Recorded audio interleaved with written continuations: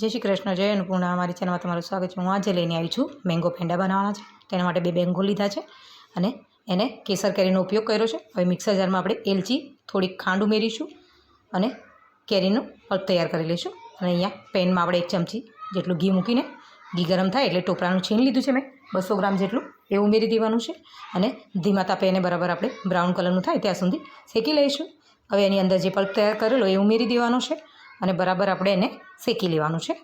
એ બધી જ વસ્તુ એકદમ સરસ શેકાઈ જાય અને પેન છૂટું થાય ત્યાં સુધી આપણે થવા દેવાનું છે. જો આવી રીતે થઈ જાય છે, હવે આપણે એને ઠંડુ કરી લઈશું અને હાથમાં ઘી લગાવીને બરાબર એના પેંડા વાળી દઈશું. જો આવી રીતે આપણે એના પેંડા તૈયાર કરવાના છે. તો તૈયાર થઈ ગયા છે. આપણે સરસ રીતે આવી રીતે જ પેંડા તૈયાર કરી દીધા છે. તો જો તમને સરસ પેંડા આપણા તૈયાર થઈ ગયા છે, તો એની અંદર હું કેસર લગાવીને આપણે પિસ્તા લગાવી લીધા છે. તો વિડીયો પસંદ આવે તો લાઈક કરો.